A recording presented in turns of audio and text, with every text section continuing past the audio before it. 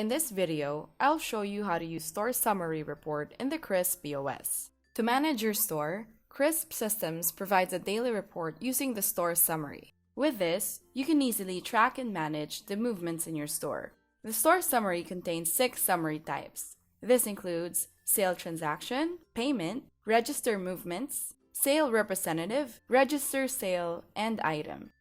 To run the report, fill out the text fields in the filter above. You can include a summary report of one or many stores with your selected date and time range.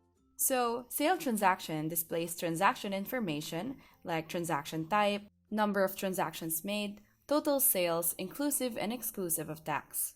In the Payments table, you can find the different payment types made, number of payments per type, total payments, and total change.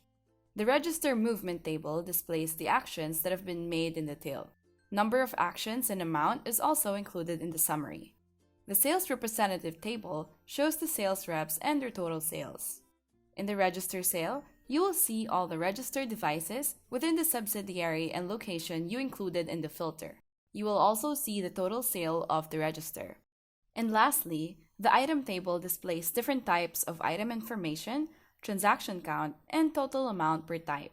You can export all these information as CSV by clicking on the Export CSV button. And that's how you use Store Summary Report in the KRISP POS.